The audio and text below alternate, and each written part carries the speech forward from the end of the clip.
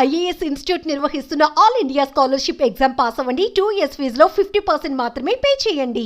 బాబోయ్, ఆ రహదారంటేనే భయపడాల్సి వస్తుంది. అటు వెళ్తే ప్రాణానికి గ్యారంటీ లేదని భయపడే పరిస్థితి కనిపిస్తుంది. గుంతలమయం, పైకి తేలుతున్న కంకర.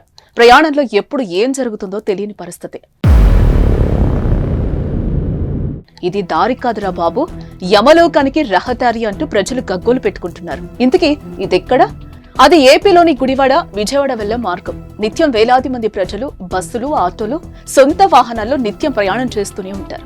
ఇప్పటి వరకు బాగానే ఉన్న ప్రయాణం చేసే క్రమంలో సురక్షితంగా గమ్యస్థానానికి చేరుకుంటామా లేదా అనేది అంతు చిక్కని ప్రశ్నగా మారింది అక్కడి ప్రయాణికులకు.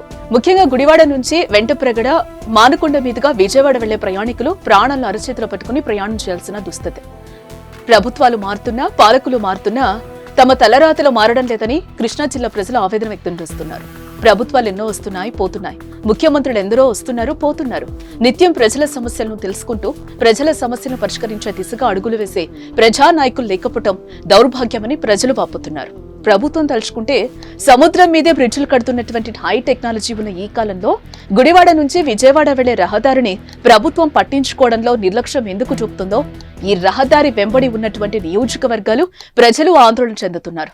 ప్రభుత్వం వెంటనే స్పందించి గుడివాడ నుంచి వెంటప్రగడ, మానుకొండ మీదుగా విజయవాడ వెళ్లే రహదారిని 3 నియోజకవర్గాల శాసనసభ్యులు, R&B అధికారులు పరిశీలించి ప్రజలకు అందుబాటులో ఉండే విధంగా ఈ రహదారిని పునరుద్ధరించాలని ప్రజలు కోరుకుంటున్నారు.